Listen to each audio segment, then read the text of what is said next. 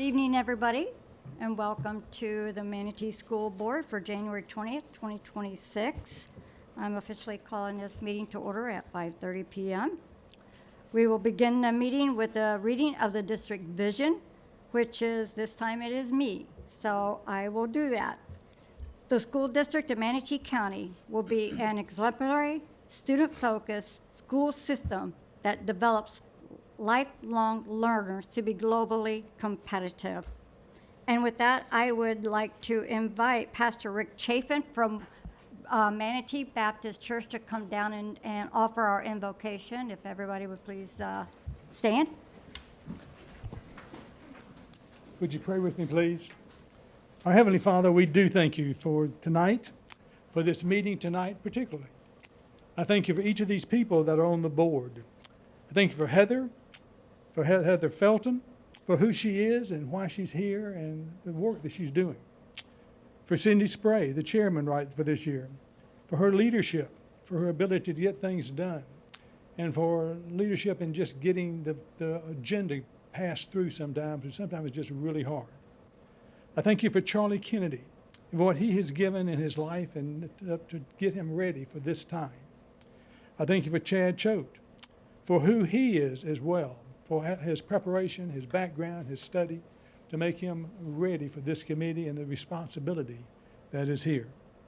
I thank you for Richard Tatum, being vice chair this year as well, and for the extra responsibility that he takes and he uses well and he gets things done as well. I thank you especially for Dr. Lori Breslin, our superintendent, and the leadership that she brings to this county, this school system, and all that she does in leadership for the children. These people have given their lives, their thoughts, their actions, and just said we need the best we can for our youth and children in this community. And I thank you for them and for what they're doing. Give them wisdom and good judgment in all of their decisions. I thank you for the young people that are here tonight to show the excellence that they have done and the celebration of the achievements that they have done. And help us all rejoice with them and encourage them to show others what can happen when you do your very best in the school and be your very best in helping others get another step ahead. So, Father, tonight's going to be a meeting. Sometimes it's just a regular meeting, but this can be a special meeting if we're all working together as a team with our mind especially on our young people and not on ourselves, our own agendas. So bless this meeting and help us all rejoice at the end, saying this was a well-done meeting. We got a lot of things done. Bless it. This we pray in Jesus' name. Amen. Amen. And now we are going to have our Lakewood Ranch Color Guard escorted by Master Sergeant, retired U.S. Army William Cassidy, Member Cadets Sebastian Stokes, Cadet Tanner Boatman, Cadet Nicholas Craig, and Cadet Diego Hernandez.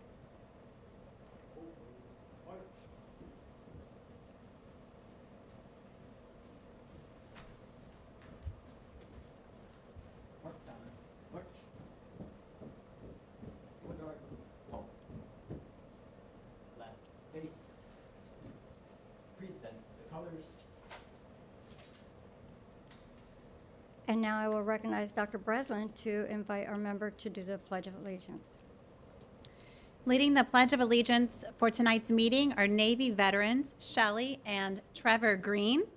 Miss Green is a financial specialist with the Food Nutrition Services Department, and she retired in 2017 as a Yeoman Chief Petty Officer with both surface warfare and aviation warfare qualifications. She and her husband, Trevor, have been together for 26 years and married for 13 years. Trevor retired from Special Operations Command Central as an operations specialist, Master Chief Petty Officer, with both surface warfare and aviation warfare qualifications. Among the two of them, they have numerous deployments and military awards and accolades. They have lived in this area for 4 years. Now we invite you both to lead us in the Pledge of Allegiance.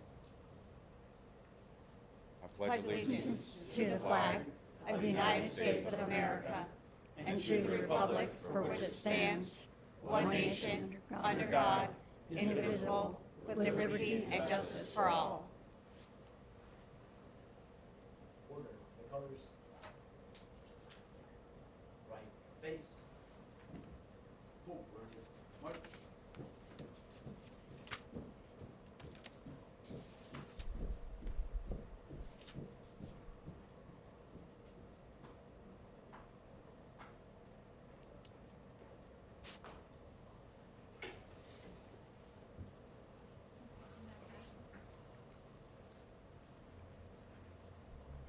Green family.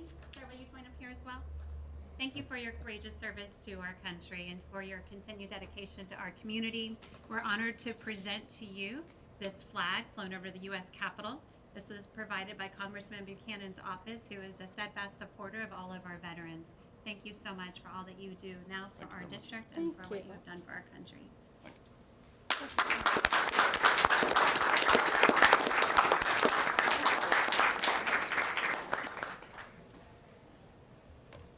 Okay.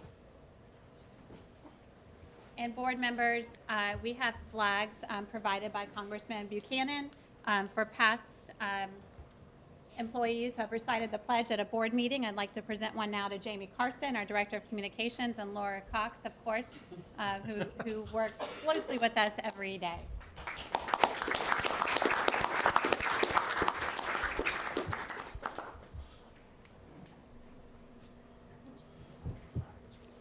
It's always special when we can recognize our veterans in the military now and past. It's a great honor to have the flags to be given to them now. Okay, next we have on our agenda is approval of the agenda.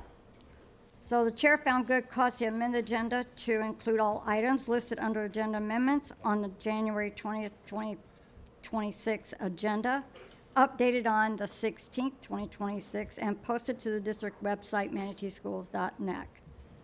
So, looking for a motion. moved. Okay, I'll second. so we have a motion and a second. Any comments? Okay,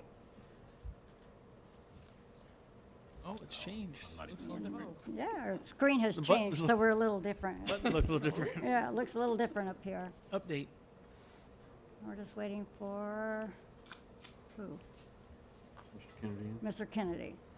I think I have to sign back in, so I'm a yes vote. He's a yes. Okay, so that passes with a 5-0. Thank you for that. Approval of the amendments. The chair has found good cause to amend. Oh, sorry, read that. Dr. Breslin. Yes, Approval of the ma'am. minutes. Thank you, Madam Chair. The superintendent recommends approval of the minutes from the December 10th, 2025 school board meeting and public hearing. So moved. Second. A second. We have a motion and a second. And waiting for our screen to catch up with us. Chad, you might need to hit it. Did you do the second? I did.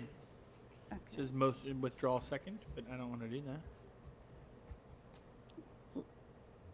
Okay, Okay. there we go. And that Like passes 5-0. Thank you. Okay, next we're heading to probably the most favorite part of the meeting, and it is our student celebrations. So we will recognize Miss Jamie Carson down. Good evening, School Board Chair, Vice Chair, Board members, and Superintendent. Tonight, we have a lot to celebrate, so I'll get started. We're starting off with our award-winning Junior Reserve Officer Training Corps teams. Tonight, we're going to be highlighting the Parish Community High School, Brain River High School, and Bayshore High School, which are top-tier junior RTC programs that do more than just prepare students for possible service. These programs prepare them for life. Now we're going to hear from each of the school's programs. First up is a team that does not just fall in line, they set the standard. I'd like to invite Colonel Wilson and Sergeant Major staff up to speak about the awards and the accolades that their team has received.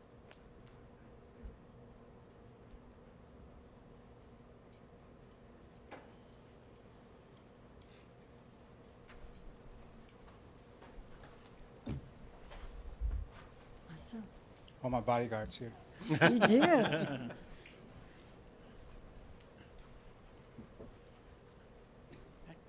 So, good evening to our school board chair, vice chair, school board members, superintendent. We're deeply honored to be here to stand before you today. We're still the new kids on the block, the babies of Manatee County. So I know we're your favorite right now. We'll stay the babies until next year. We're very proud to be standing here because after only 6 years, these students, these cadets have achieved monumental things, and we're very proud of them. Our rifle and raider teams, for the first time in history, are representing us in a different way. our Raider team is going to be, I'm going to have our Raider team captain make a few comments, but for the first time in our school's history, the Raider team placed in the advanced class the Area 5 championship meet and went to states and also placed at the state level, first time in the school's history. And our rifle team, for years, I can honestly say, we're started from the bottom and now we're here. We've been knocking and scratching on the door for the Area 5 championship, and now this year we won it, so we're the ones answering the door and advancing for the 4th consecutive year in only 6 years of being around to the state finals for rifle. This week, we're leaving Friday to compete on Saturday and represent Manatee County. Well, so I just want to say before I turn the mic over, it's been great as a young program to grow up in one of the strongest counties in the state and nationally too. It makes us raise our level of play. We need it to have big brothers and big sisters in all the schools out there to help us measure ourselves and be better versions of ourselves. And I'll give them a shout out and say that they helped us and we help each other, and so that's one of the strengths of Manatee County's JRTC programs. Also want to give a shout out to our school leadership for creating opportunities for us to excel, and especially our parents and support team members who are here this evening, without whom we would be a shadow of ourselves. And so with that, I'm going to turn it over to the real stars of tonight. I'll start with our Raider team captain, Mr. Nathan White. Good evening, everyone. Good evening. My name is Nathan White, and I'm the Bulls Battalion Raiders team commander. I just wanted to start off with, I'm so proud of my Raiders team. They have gone so far. We have worked hard all year to make it to where we are today, and they made history for our school. First time to states, and we made it 3rd overall in the state. I'm so proud of them. And I just wanted to give out a huge thank you to Sergeant Major and Colonel, because we could not have done it without them. Thank you.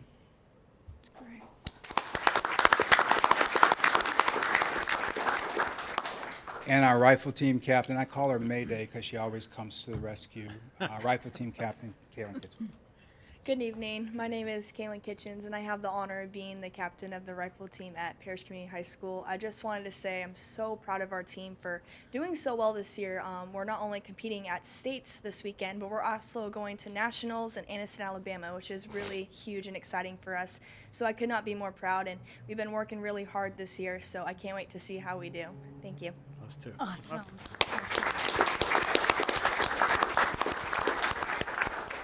So one of the most important things I've learned in life is to be brief and be gone. So we're super grateful to you, my crime partner and I, Sergeant Major staff.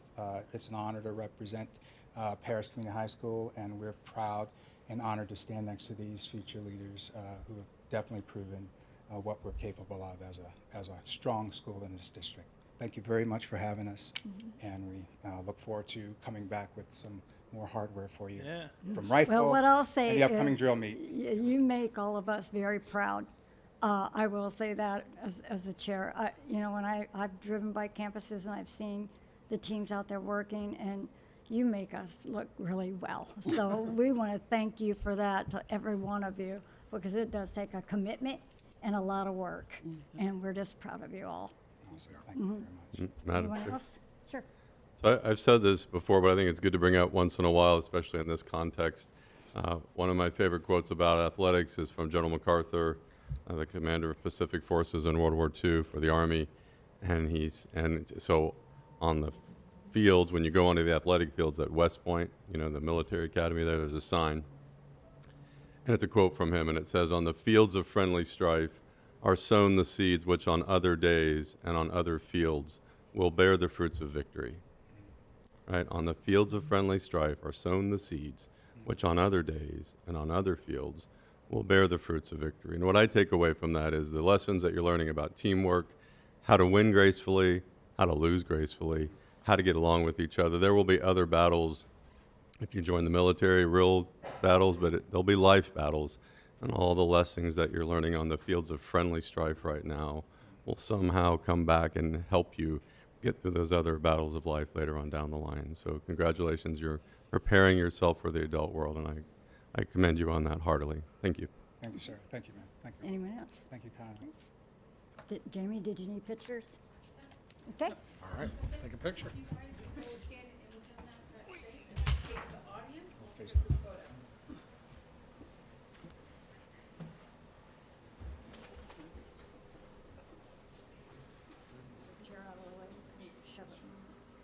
rule of thumb, if you can't see the camera, I can't see you. Okay, right here. 1, 2, 3. And I'll take a few more for good measure.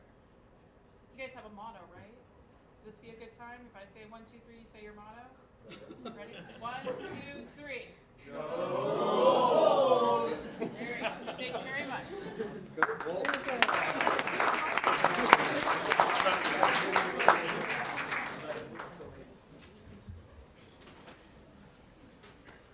Good luck, team. Yep. Not that you'll need it. Good luck.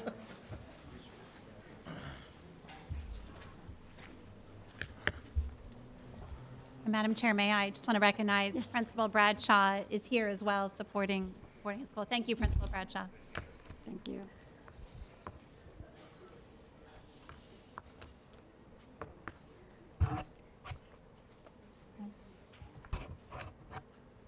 All right.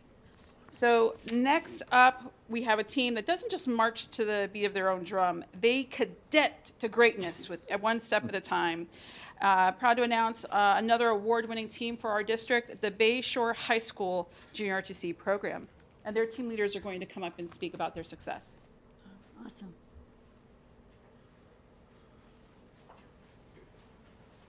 This is great.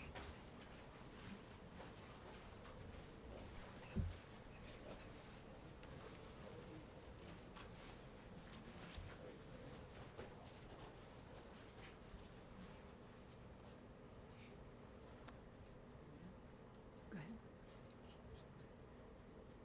Yes, you see it right here, and just talk about the success of the team for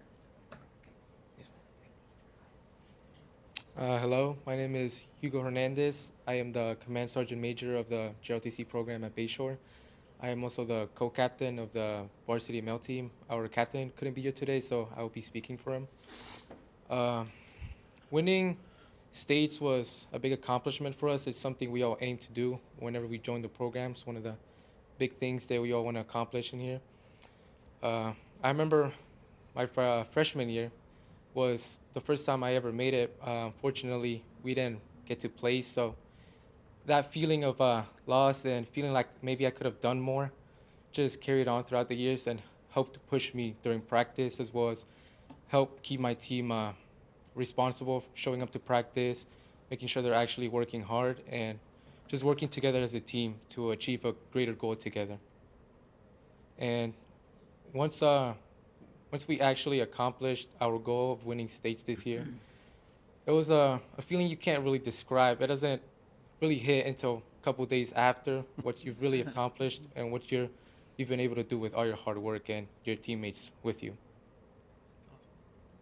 Awesome. Yeah. Thank you.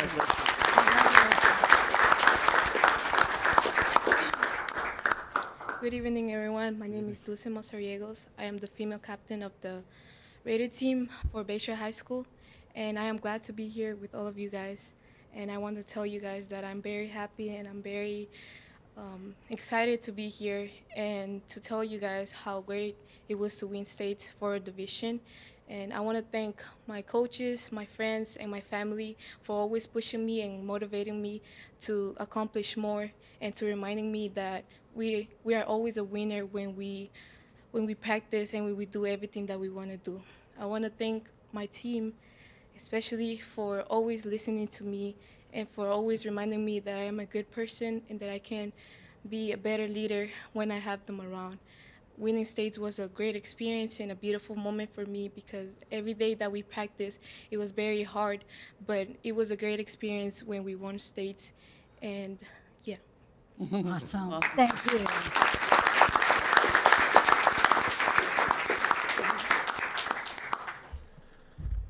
So if there's any remarks from the board, and then we'll take another group photo. I will just say to you, young man, that the drive of the loss got you to win.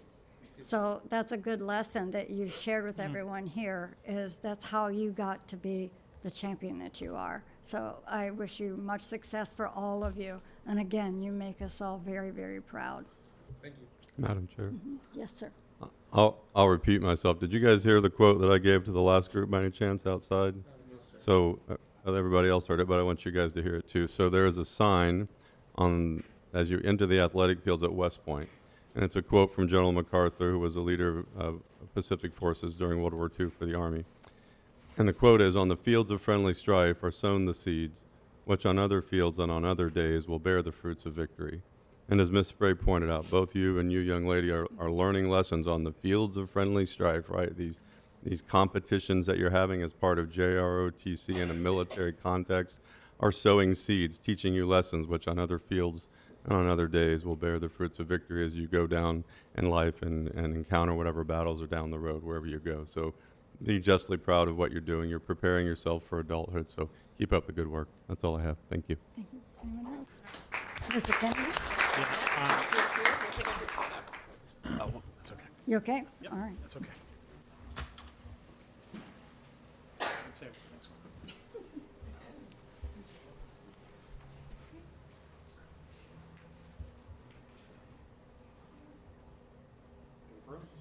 Come on in.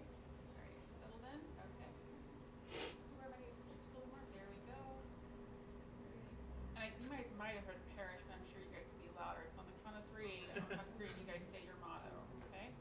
1, 2, 3. Go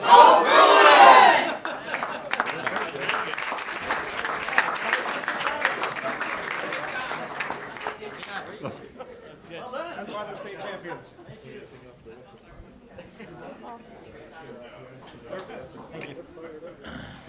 And Madam Chair, I wanted to thank Principal Cooper for being here as well. Thank you, Principal Cooper, for your leadership at Bayshore High School. Great things happening at Bayshore High School. Yes, there is. All right. Next up are some cadets whose leadership is so sharp, it's always in perfect formation. We have the Braden River High School Junior RTC team, and their team leader, Captain Gutierrez, will be speaking about their success. All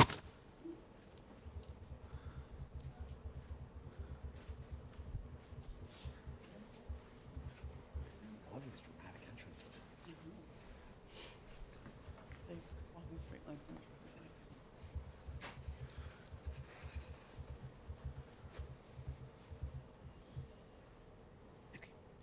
Good evening, School District, Superintendent, Colonel Tatum, board members, and all our special guests.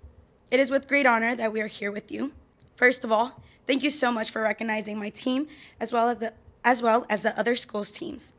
This year, we have been more than successful and are still not finished since we are headed to nationals in April and hopefully being successful. I am beyond proud of my team and all that these cadets have accomplished. Raider is where we embrace pain, our losses, and our wins. I want to recognize the hard work of each one of my fellow teammates, or so I call them, my kiddos. All the long runs, all the time we spent together. Oh my goodness, I'm gonna cry. And our hard work has truly paid off. And to our coach, Master Sergeant Browning, thank you for trusting me with the position to guide this team. Thank you for your support and always reminding us to be determined and to push ourselves to become better in all of our areas in our lives. And thank you to Manatee County School District for your past and your future support to our JRTC programs and for having us here today. It is with great honor that we stand here because not only have we worked for many years, many have started and many of us are finishing, but we are so excited for the opportunities that are to come to the rest of these kids and for the opportunities we were handed. Thank you so much. And, sorry. And my assistant team leader. Good evening, everyone. My name is Carson Smith. I am the alternate team leader of this amazing team. I think Karina said most of the things that I wanted to say. And the last thing I want to say is I'm so proud of this team. We've come so far. We worked so hard. All those crazy mornings, early up in the morning, working, sweating, dying, whatever it is. I'm just so proud of this team. And I'm so excited to see what we're going to do in the future. So, rock on. Thank you. Awesome. And again, to you, it's the passion. You can hear the passion in your voices for the dedication you put into this team. We're proud of you. We're all very proud of you, Ms. Carson. I don't know if they were in the hallway as well, if you wanted to share what you heard. I would. I won't do it a third time, but so I'm going to give you an assignment there as the captain of the team, right? So there's a quote I've already said twice, and in the interest of time, I'm not going to say it a third time. But there's a quote, and it's from General MacArthur, and it's the sign that's on the athletic fields as you go on to those athletic fields at West Point. So Google that, find that quote, talk it over with your ROTC sergeant and your officer there. It's really a good quote, and it means something to you. I think it'd be a good discussion about what it means and how it impacts the future. So we'll let it go at that. Thanks. Words to live by, Yep. that's for sure. Anyone else? Okay, Ms. I didn't speak for the other team, so this is for everybody. I am just very impressed with the young leadership that has come forward today and spoken to us, and how well you support your teams. And you know, I was a teacher. I call all of mine kiddos as well, so I completely resonate with that. And as the next group of you come up, and you know, look to those leaders that you have now, because you're continuing their legacy as much as you're starting your own. Thanks. So at this time, you can look at her. Okay, We'll take a good. group photo.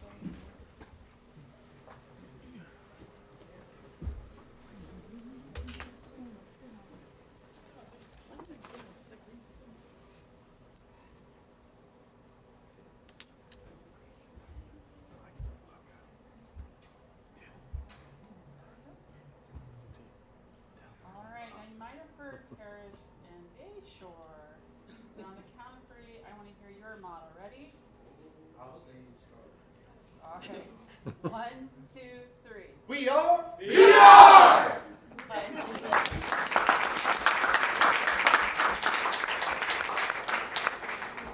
Hey, I'll reverse it when I take the pictures.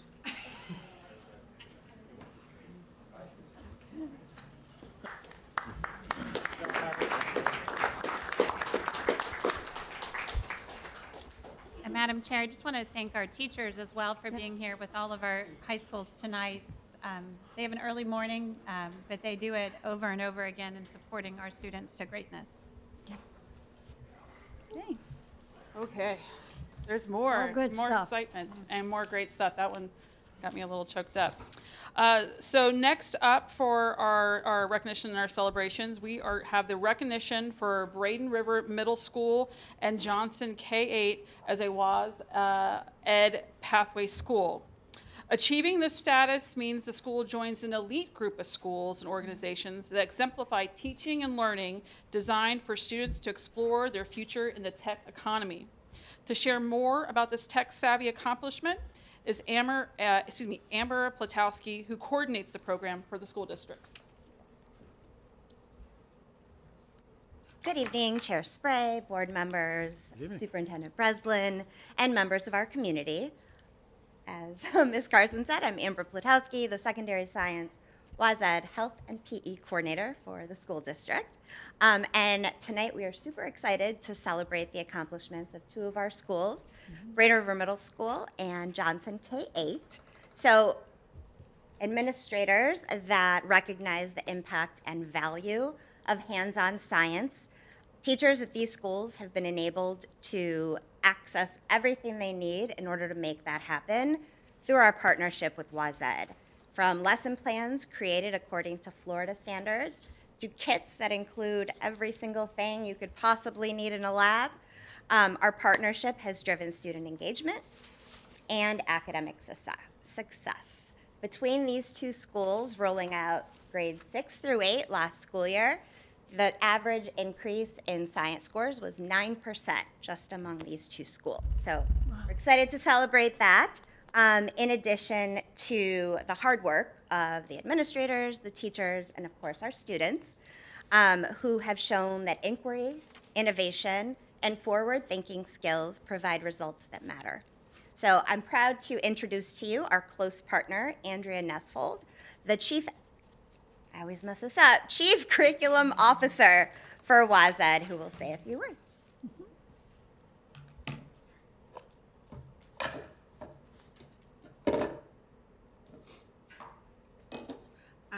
Good evening.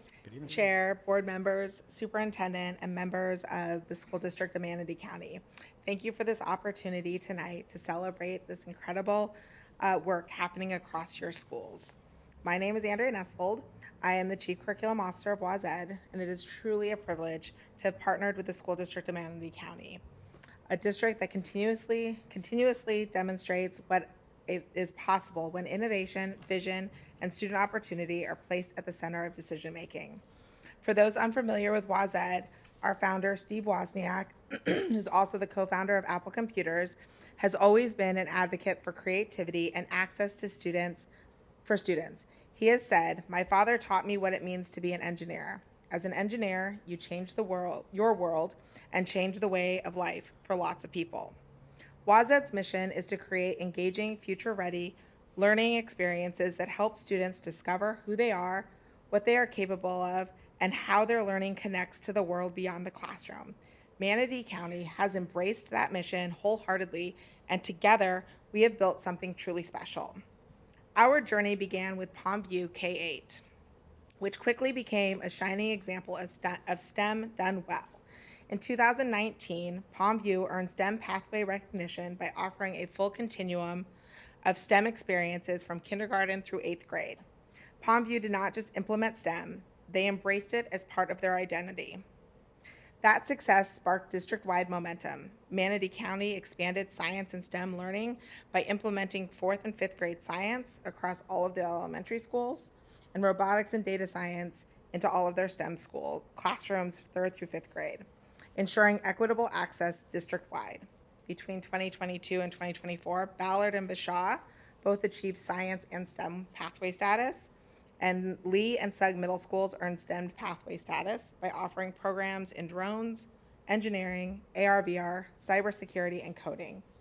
In 2024, Palmview once again set the standard by being recognized as a school of distinction by offering all of WASED pathways to its students. They were also recognized as a data-validated school. This recognition is especially powerful because the data collected throughout the year told a compelling story. Students reported strong growth in 8 of 9 measured outcomes, and students who participated in after-school STEM demonstrated a significantly stronger STEM identity. In other words, students saw themselves as capable problem solvers, creators, and future inventors. This past November, we were thrilled to welcome additional Manatee County schools into science pathway status. Braden River Middle School and Johnson K-8 School of International Studies officially joined the pathway community, expanding access to engaging hands-on science learning for every student on their campuses.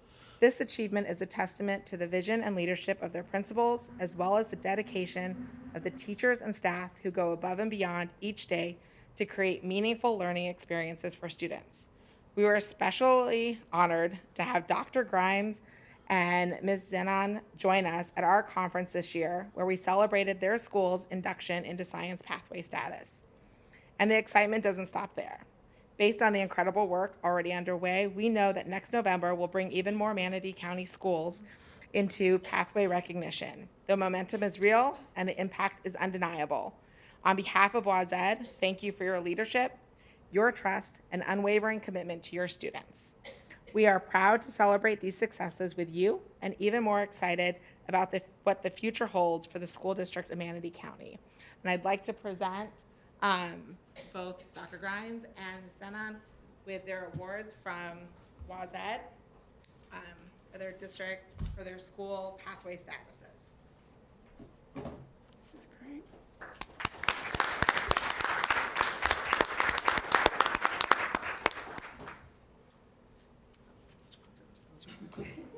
That's okay. Thank you.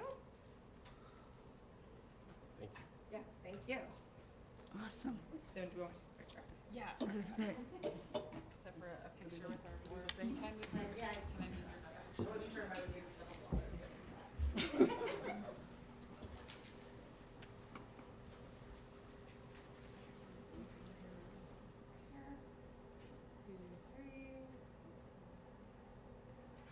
Thank you.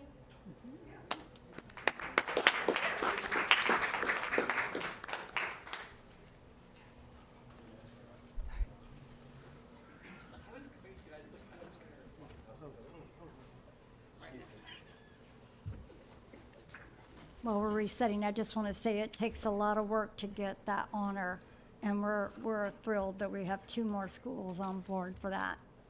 Thank you.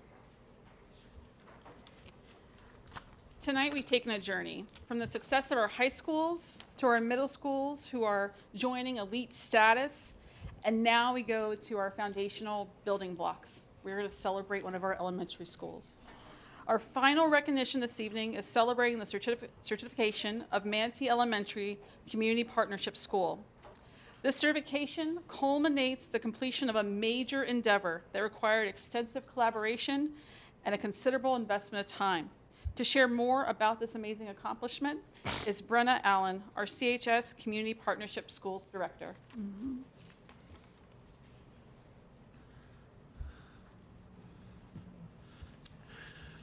Welcome. Okay, I'm just checking. Good afternoon, everyone. As Jamie said, I'm Brenna Allen. I'm the new CPS director at Manatee Elementary. And I'm honored to be a part of this celebration and our certification. This milestone reflects the dedication and hard work of our entire team over the past several years, from laying down the groundwork to finalizing the process earlier this school year. Every step has been a collective effort, and I just want to thank everyone who played a role in getting us to this point. I'm especially grateful for a smooth transition into this role, which leads me to introducing our previous director, Renita Houston, for her thoughtful leadership and support during the handoff, which helped ensure we could successfully wrap up the final stages. So I'll let Renita talk. Hello, everybody. Hello. Oh. Truly, it has been a pleasure and an honor. Again, I'm Renita Houston, Senior Director over the Southeast region with Children's Home Society of Florida. I cannot go without saying this probably would not have been possible if it wasn't for Mr. Charlie Kennedy, your board member. The reason why I say that is because he was the one that heard about the community partnership school meeting, and he dragged the previous superintendent to the meeting. And so I want to say within a year's time, Manatee Elementary went into implementation year 1 in 2019. And so that's how we began. But it could not have happened without the collaborative approach of everybody. That's all of the community partners. That's all of the core partners. That's all of the board members. That's all of our community. That's our principal, Gonzalez, at Manatee Elementary, the faculty. All of us made this happen. And so I just want to thank each and every one, for allowing, us to come into the school and allowing us to do it as a multi-generational approach, because I truly believe that it's not just about one student, but it's really about the whole family. It's about the whole child. So just truly want to thank each and every one of you all. And now I'm going to introduce Dr. Christina Thompson from UCF so that she can bring it in. All right. So I won't promise that there isn't going to be some overlap between some of the things we've said. However, we cannot say too many times how wonderful this team is that you have at Manatee Elementary. So as she mentioned, my name is Christine Thompson. I'm an assistant director at University of Central Florida in the Center for Community Schools. It is an honor and a privilege to be here with you today to celebrate a huge milestone in the history of Manatee Elementary School. Manatee Elementary started implementing the CPS model in the 2019-2020 school year. As many of you may know, Community Partnership Schools is a model that brings together 4 more core partners. Today, we're celebrating the work of 5 very important partners in this: the School District of Manatee County, Children's Home Society, MCR Health, USF, and the Boys and Girls Club of Manatee. Certification is a rigorous assessment process, and becoming a UCF certified community partnership school is a distinguished honor that sets Manatee Elementary apart from other schools.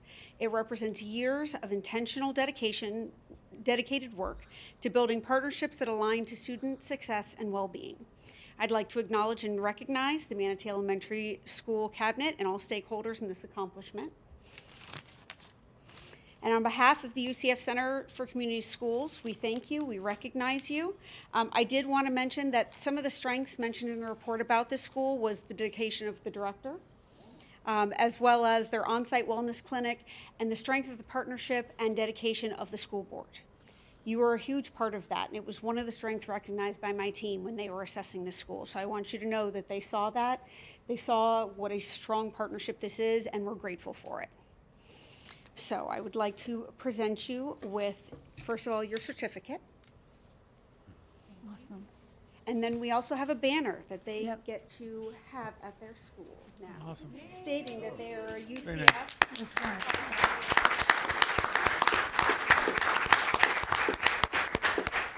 Let's take that. You want to do a picture? Have everybody come up? Yeah.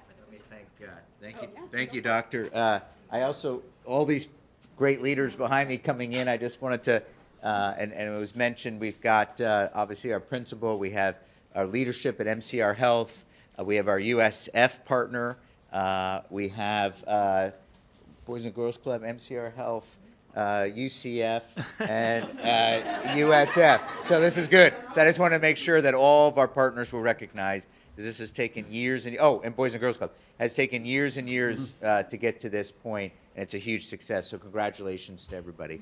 And Omar too, you're a past chair. So yeah, Omar too. All right.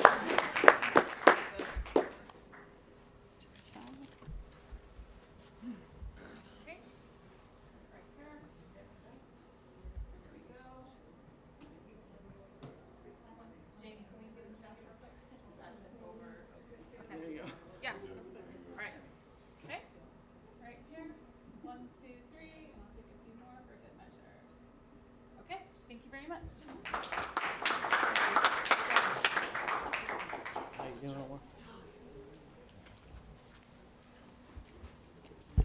Madam Chair, if I may. Yeah, I'm going to chime in real quick. One thing I want to say is it takes somebody to set the groundwork. And I'm so thankful that you brought up Mr. Kennedy, because my first meeting with the principal at Manatee L, it was their goal to be recognized like we're doing today. So I want to thank you, Mr. Kennedy. You laid the groundwork, and here we are today. So you have the floor. Yeah, thank you, Madam Chair, because I want to set the record straight, because I didn't lay any groundwork. I was a conduit from community members to Superintendent Cynthia Saunders, who saw a good idea and ran a proven model that was already operating around the state. And if you don't know Renita Houston, you should. Oh, yeah. Renita is a product of the city of Bradenton, East Bradenton specifically, of Manatee L. She was a staff member at the school when the community partnership model was implemented. And she and her team, and now she's a statewide rock star at Children's Home Society, so look at her go. But I mean, Renita, you touched on it. There were so many people involved here. That's why I always get uncomfortable when people are thanking me for things, because I took an idea, I passed it on to the district leadership, and then everybody at the school community took it from there. And got to take a moment to thank Conrad and Ruth Ann Zamansky, the Ross camps, who were vital to getting everything off the ground, including Ruth Ann, who was there at the food pantry once a week, just doing the work. And so this is really, and I know this has been a long time coming. This is one, if at first you don't succeed, try again. And so here we are, and we finally have this certification from UCF, and I am so proud of everybody sitting here, and it's you all that deserve the credit and the thanks, not me or anybody up here. So this is a really cool moment. So thanks everybody for being here. Thank you again. Madam Chair. Yes, if I ma'am. could. In your home. And I just wanted to say, we recognize especially those, that grew up in this school system, this outstanding community that we have with so much support. And I see our familiar faces in here supporting our school district once again. But to have that recognition from UCF, to look down at what we're doing over in Manatee County, not down, maybe southwest. Down's the wrong word. At what we're doing in Manatee County from the work of previous superintendents, of current board members and past board members. We know that we are blessed to live and raise our children in Manatee County, but thank you, UCF, for recognizing this amazing group, this amazing accomplishment. Thank you, Principal Gonzalez, as well. it just means something to have UCF come in with their name and say, y'all are doing it right here in Manatee County, so thank you.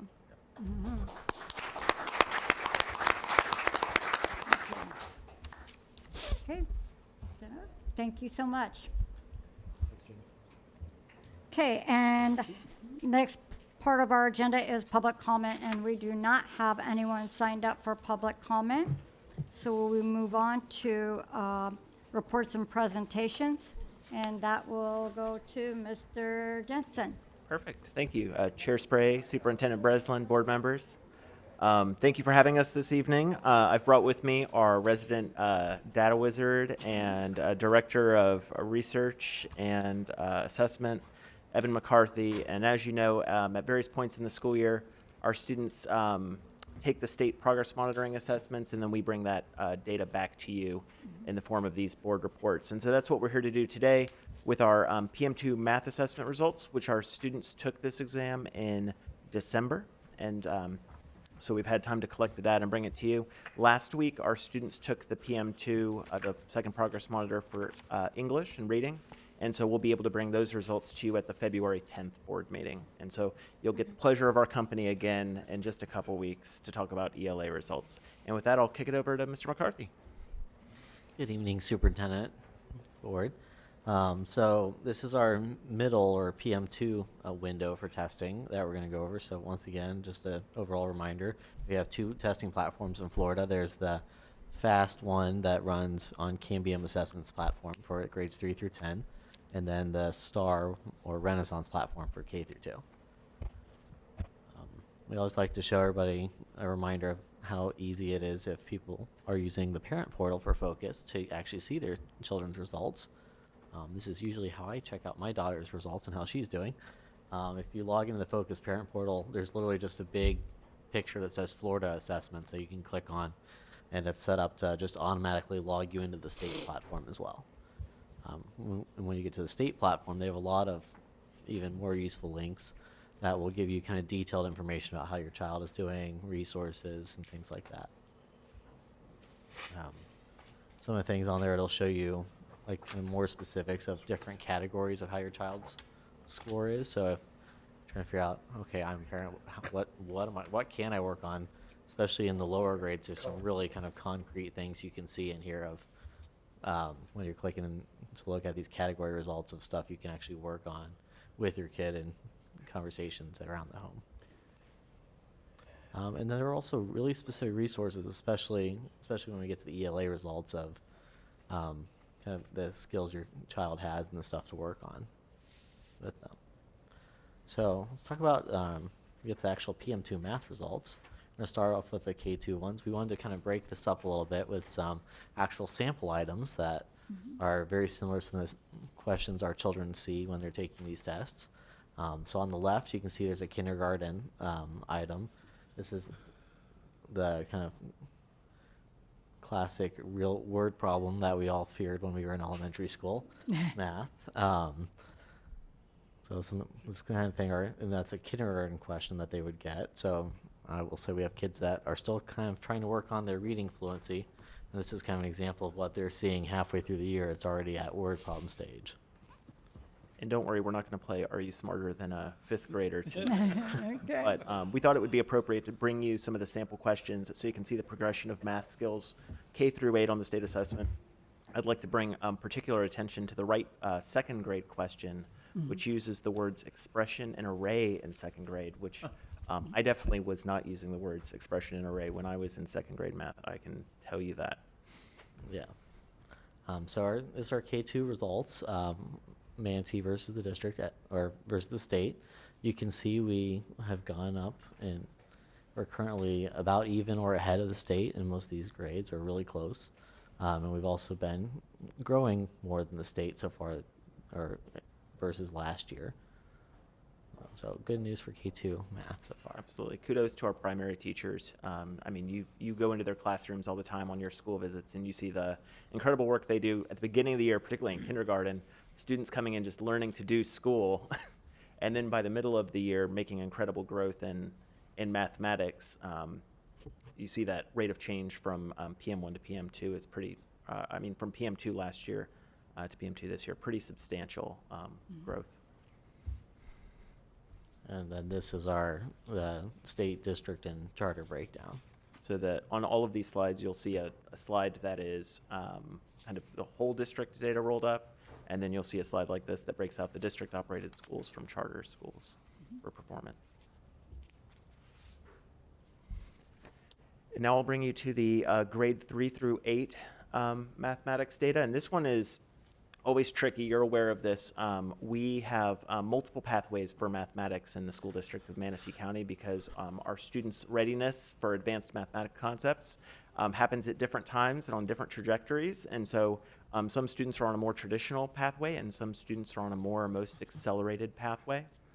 And this can complicate the data a little bit because our students, for example, who are taking advanced math in 4th grade, as you can see, would actually take the 5th grade fast because they're learning 5th grade standards. Same for students in 5A, they're taking the 6th grade math test, and our students in 7A are actually taking the 8th grade math test. And so you're gonna see the data rolled up. You'll see it by grade level, but when you see like the rolled up 6th grade data, that actually includes 5th and 6th graders who have taken that 6th grade exam. But because this is the second year we're doing this, this gives you a clean apples to apples comparison over last year. So we're able to see what the rolled up data looked like last year versus the rolled up data this year. So it gives you apples to apples. Last year, when we were in the first year of the implementation of this, the data was much harder to discern prior year comparisons. A little muddy. It was a little muddy, yeah.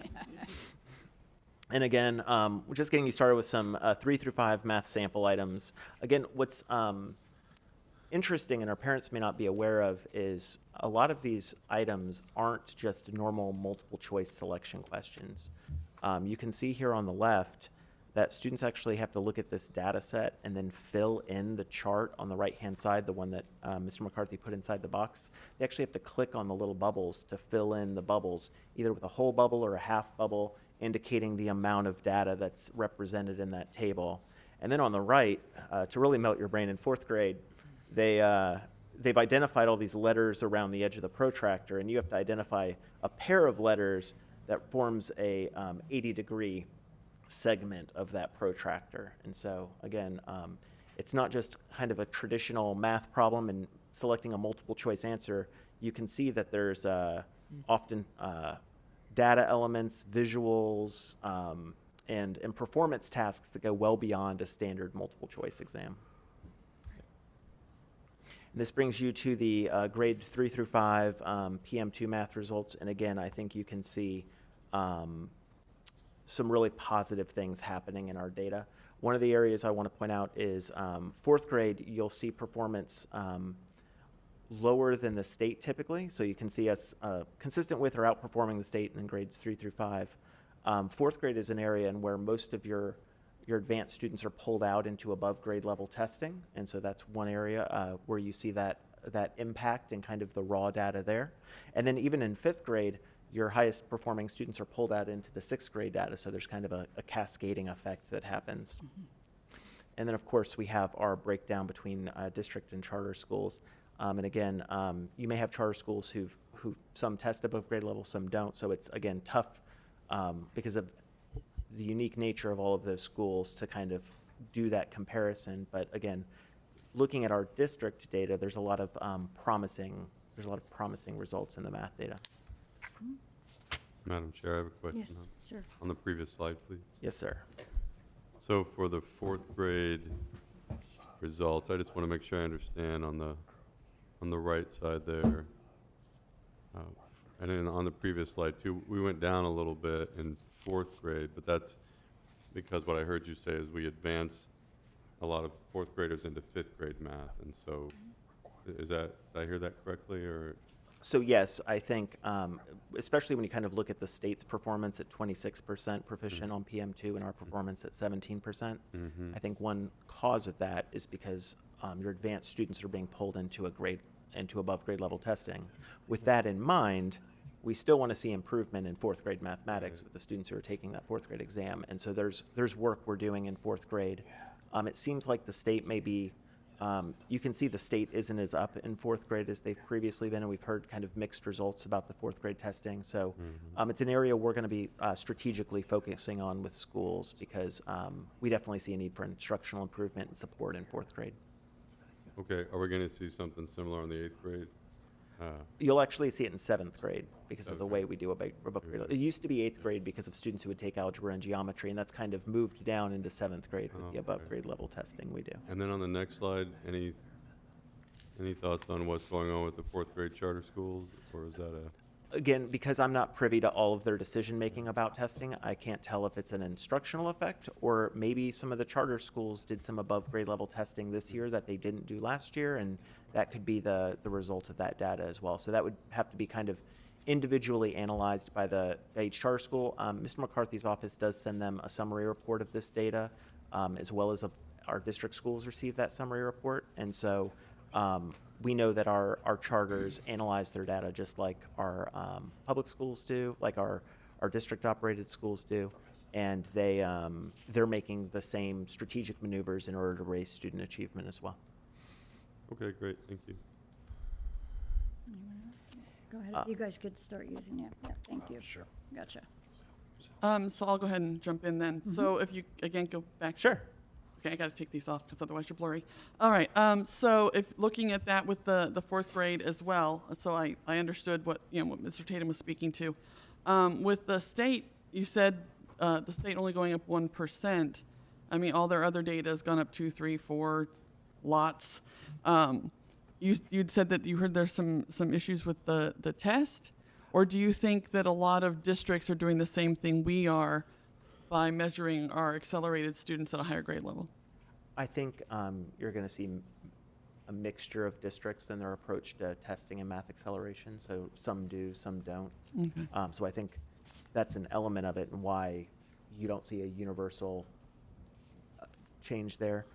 Just in some of our conversations with the state, we've heard that more districts, when they're kind of looking at their results, their fourth grades tends to be one of their biggest challenges and priorities, and so that's just something we're keeping a measure on. It may not be a testing issue, it's just something to note, either with the, a jump in the content being presented to students and their readiness to access that content midway through the year, or just some instructional moves we need to make to better prepare students for that content. Okay, yeah, because it's interesting to see that it's not just us, this is across the state.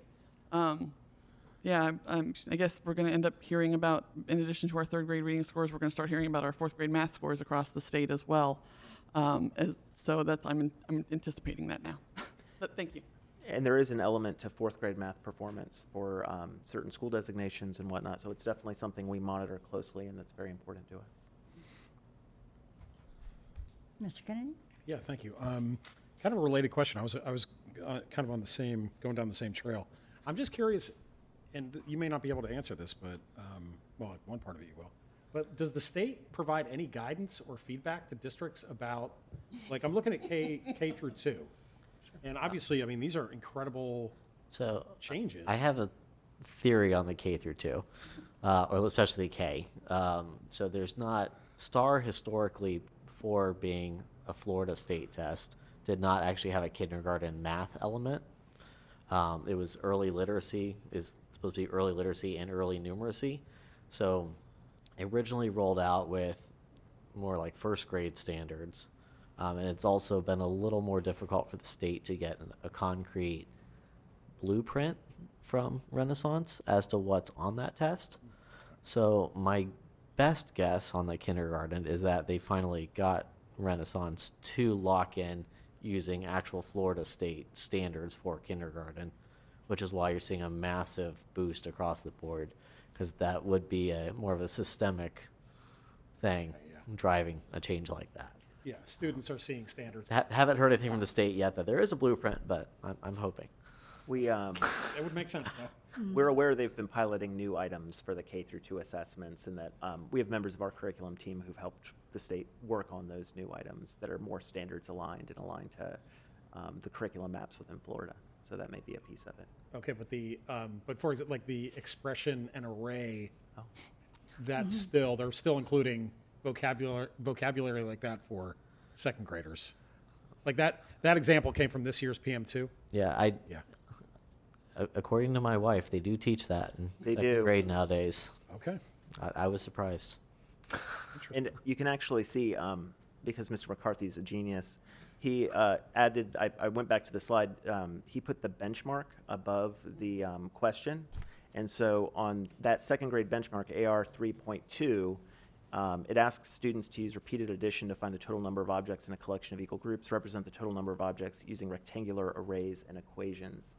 And so the benchmark that our teacher, like that's our Florida State benchmark. For It uses the word array. the content, and it uses the word array. So the students will be exposed to that, and it's one of the reasons why our teachers have to be so deliberate about, like, one of the things we talk about is, like, the language of math. Like, does your school use the same language of math K through 5 and 6 through 8, so that the language the teachers are using is consistent teacher to teacher, and then also consistent with what students will be encountering on an exam. So it's important that this, second grade teacher knows that her students are going to be asked to use that word, and so as they're working on problems like that, she's using that word in context with them.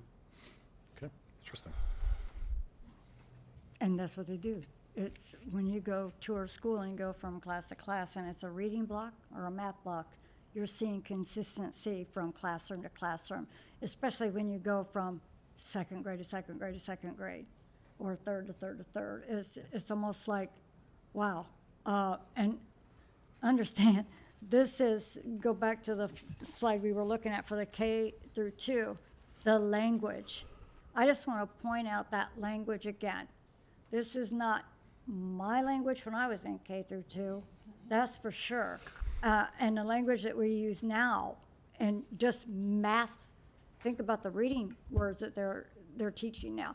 But all of these language things are key to what gets us these arrows up, because that's what I was looking through these slides. I'm like, I want to see arrows up, and that's what I've seen consistently. There's a couple little hiccups in there, but you're never going to be perfect. But the language is not my old way of thinking of how they teach reading or math. It's the new way. It's the new way of using examples. And I was glad that you put, I'm sorry, I don't want to steal your whole thing, but I was glad you put the samples in here of what the testing is. It's showing that you have to not only read on the screen, you have to do as well on paper. And that's what I like about that, protractor and everything. They're going to have to use a pen and some thinking to do those problems. So anyway, I just wanted to point that out. Go ahead. I'm sorry. I hope he was done. No, I was done. Okay. Thank you. Sorry. Yeah, no, that's okay. That's great. All right. And like you said, Ms. Spray, despite the complexity and the rigorous expectations of our state benchmarks, our students are consistently rising to the occasion. Our teachers are doing amazing things in their classes every day. And I mean, I know every classroom I work into, you see the teacher working very hard to support their students in building skills in all content areas. So we'll wrap up. As you know, the best assessments as far as, the fast assessments as far as progress monitoring goes really captures K through 8. So algebra, geometry, those aren't part of the progress monitoring system. Those are just end of year assessments. So you won't see our students' algebra and geometry results captured here. So we'll wrap up with 6 through 8. And you can kind of see some problems that represent the end of that continuum of knowledge. Again, problems that are much more complex than I ever encountered when I was in middle school math, particularly around like that 6th grade question, part A. They have to look at this equation or this expression, and then they have to click on the numbers that are incorrect. So they have to click on the parts and highlight the parts of the problem that were solved incorrectly. And then they have to put the correct answer in the second part of the question. And so it goes well beyond just finding the right answer. It's understanding the procedural fluency to get to the right answer, as is articulated in the benchmark ahead of it. Can you translate some other words on that? You're a science teacher, right? I was a science teacher once. A pre-image and image generated by a single dilation. Identify the scale. I mean, that's English, but I'm not sure that I really understand what it says. I'm just joking around with, but the point is, yeah, it's I mean, very. no, I thought exactly the same thing when I saw that Yeah, sentence. it's like, It's great. It's English, but I don't really understand that. So it's good though. I mean, it shows that we're serious about our math that we're doing here and their standards, and they're getting a good math education. So Absolutely. thanks. Yep. And then again, we're pleased with the direction we're heading in math. Again, relative to the state in each area, we're surpassing performance where we expect to see our numbers higher than the state, and we're making up ground in other areas. Again, seventh, you'll see is a little bit lower because that's where we do a lot of our above grade level testing in middle school. So you have some seventh graders taking algebra, you have some seventh graders taking the 8th grade math assessment, and so you have fewer students left taking that 7th grade exam. And then we have some, I think that positive growth you see in the 8th grade exam is our students quickly acquiring the knowledge as they encounter those 8th grade science concepts. So we expect to see continued success of those students as they go. And again, this kind of shows the breakdown between district operated and charter school sites.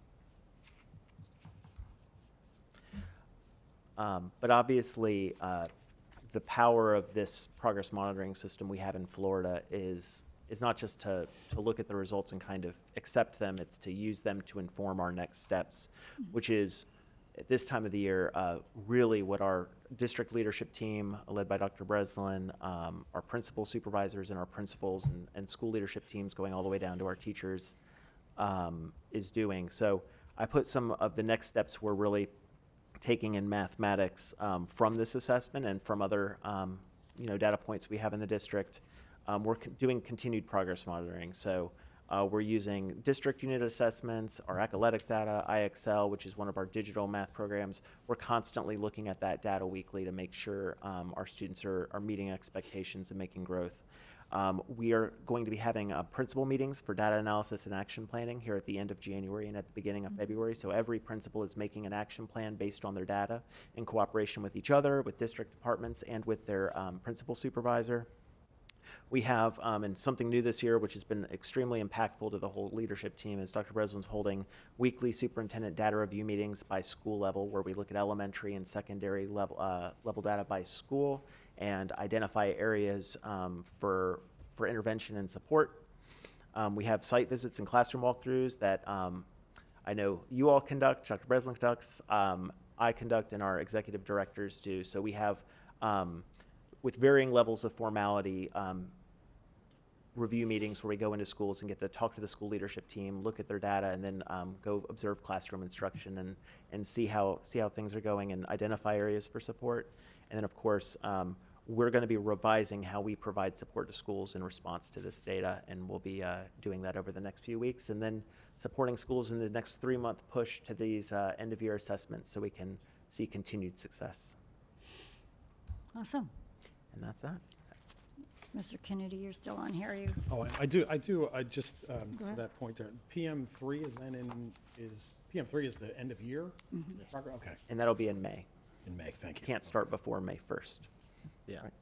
Yeah. If it's for accountability, it can't start before May 1st. Gotcha. Okay. Thanks. Thank you, Madam Chair. Thank you. Mr. Cho? I do say, I want to say that I think from the time that I started on the board in 21 till now, and seeing the math numbers continue to increase, and we're doing, I think, obviously a very good job in the math department area.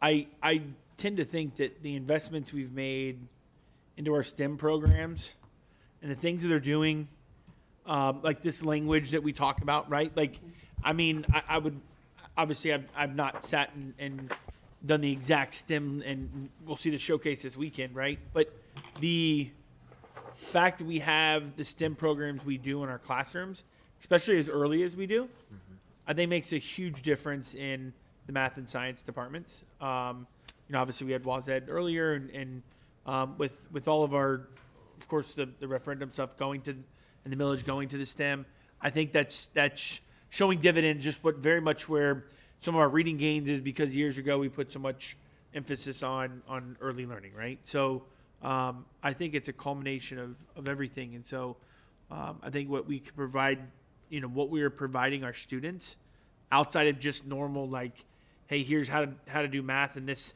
setting, but let's do it in like a fun way, building a robot, doing whatever. Those things pay off in these types of environments with the tests and stuff. So Absolutely. good Thank you. stuff. Yeah. Okay. All right. Is that on? Thank you very much. Thank you. Thank you, guys. Thank you.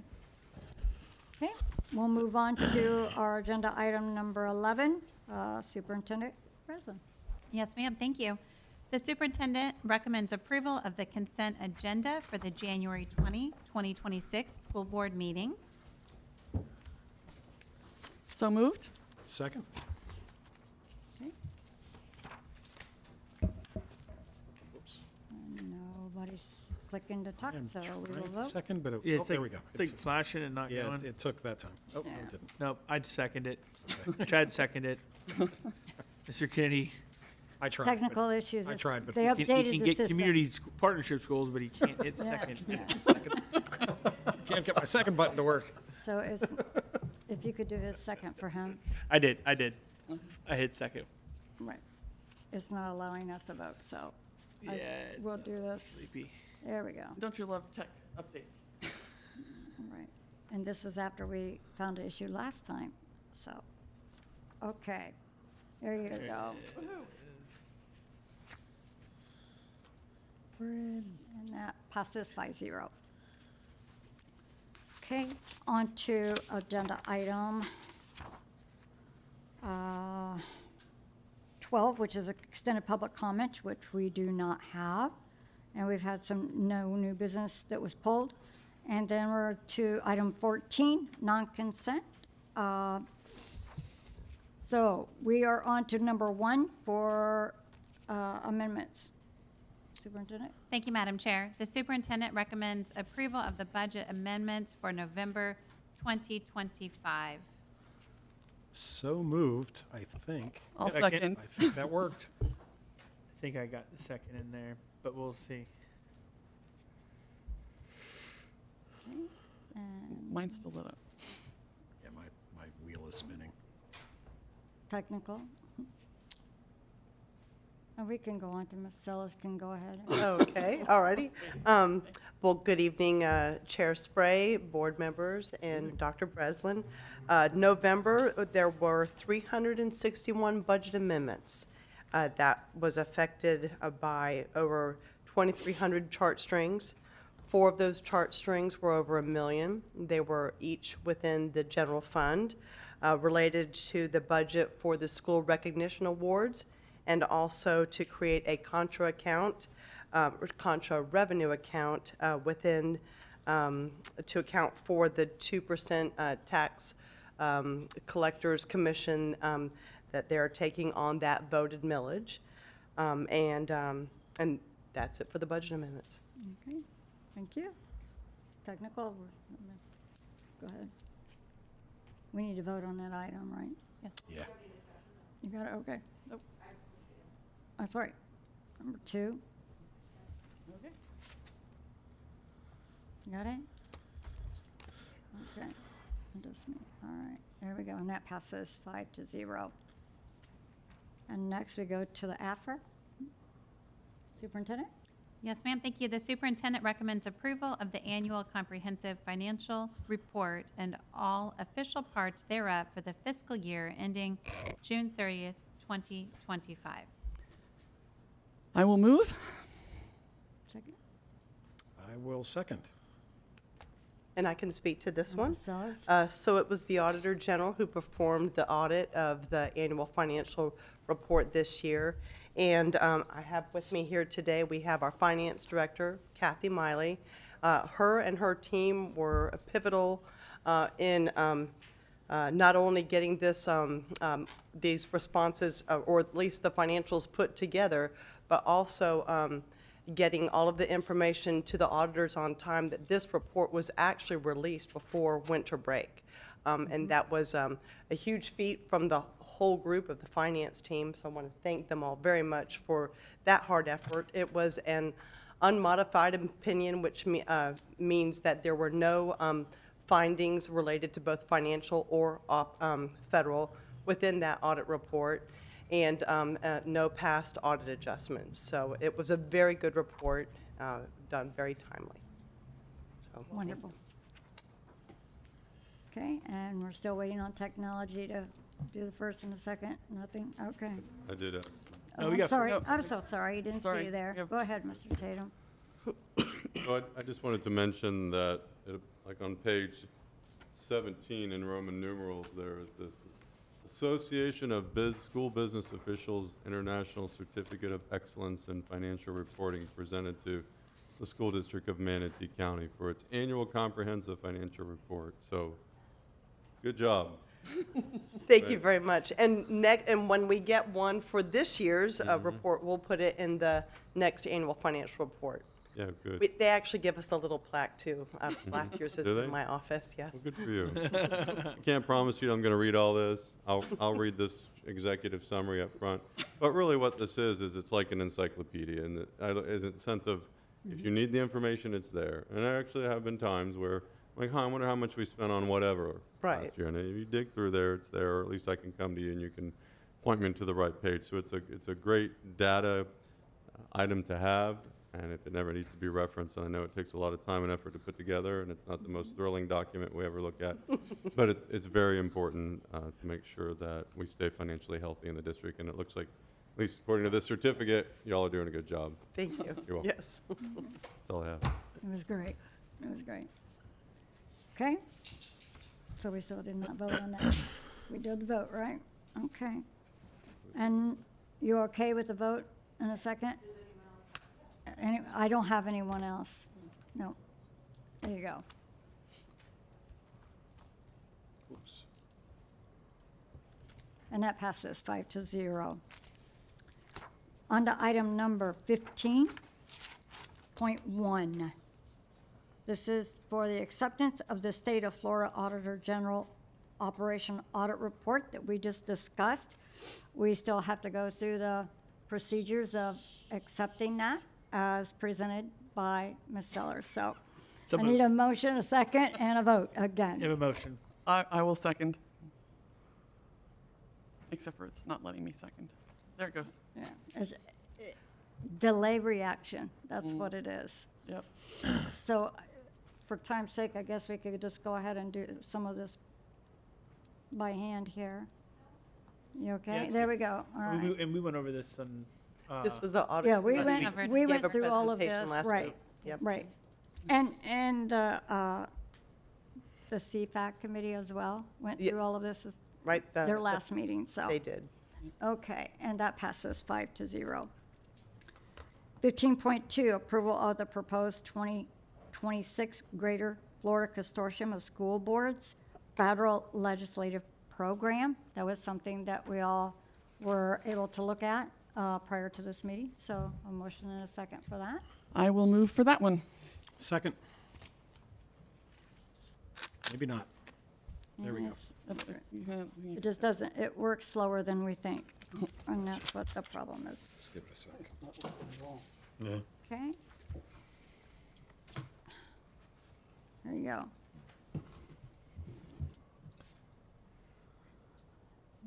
And we're waiting for, Oh, sorry. that's all right. Mr. Tatum and Kennedy, and that passes 5-0. Item 15.3, approval of school board members to travel to Tallahassee for Florida School Board Association Annual Day and Legislator event scheduled for January 28th through the 29th, not to exceed $4,500. So moved. I'll second. Okay. We have a motion and a second.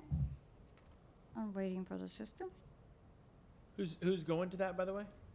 Yeah, I Mr. think we're going to this Okay. one. Yeah, No, I think we're the next one. Yeah. Okay. yeah, Look forward to hear how it goes. yeah. And we're waiting We got this. on- And Mr. Tatum, okay. And that passes 5-0. And for the public, there's several trips to Tallahassee, all back-to-back, so we kind of split and conquered on this one. And item 15.4, approval of school board members to travel to Tallahassee for Manatee County Day of Legislator event, February 4th through 6th, not to exceed $2,500. So moved. I'll second. And I think that Mr. Choate and I are going on that trip. Yes. Now waiting for the system. We have a motion and a second.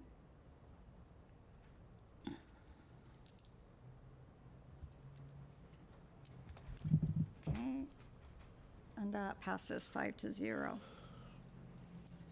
And 15.5, approval for school board member Felton to travel to Tallahassee, Florida for Greater Florida Consortium School Boards Day and Legislator for the event February 12th and 13th, not to exceed $1,200. So moved. Second. Travel safe. Yep. We have a motion and a second.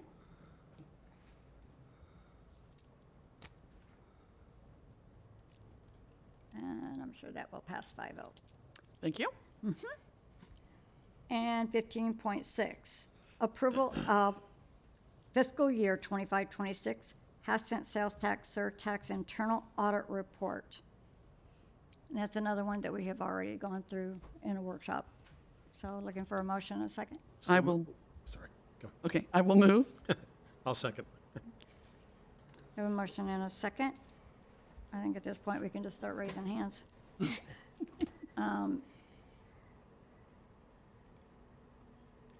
And that will, Madam Chair, if I may? sure, Just want to take a quick second, Ms. Sellers, to thank you for your support of the CFAC yes. and RSM. Yeah. It's, the meeting we just had 2 weeks ago. Yeah, about 2 weeks We ago. covered this in the workshop. We covered this at the CFAC meeting. So clearly, you and your team are an integral part of this stuff happening. So just want to say thank you for that. You're welcome. And if we can get Mr. Kennedy and Mr. Choate to vote. Sorry, you got it. That's all right. It's okay. And that passes 5-0. Item 15.7, approval internal audit, special review, AAA high school construction manager, request for qualifications. That's another item that we had RSM do and brought to our attention for looking for a motion in a second. So moved. Second. And I have a motion and a second. I hesitate doing by hand because I'd rather have it recorded through the system. That's fine. Okay, and item 15.8, approval of School District Manatee County 5-year 2026 risk assessment. Another thing that we had RSM do. Looking for the motion and the second on that report. So moved. I'll second. We have a motion and a second. Okay. I'd like to say that went through seamless, but we have technical things going on, and hopefully by the next meeting, we'll get the delay addressed, and that passes 5-0. Okay.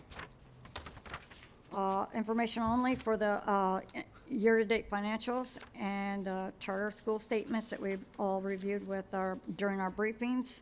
And now we'll go into item number 18 with instructional updates. You get the floor again. Perfect. Thank you very much. We have a lot going on in the world of instruction. We have.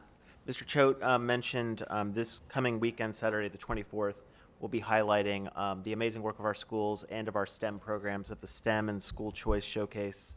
They're running STEM from 10 a.m. to 1 p.m., School Choice from 10 a.m. to 12:30 p.m. at the Bradenton Convention Center. We invite all of our families to come on out. It's going to be amazing.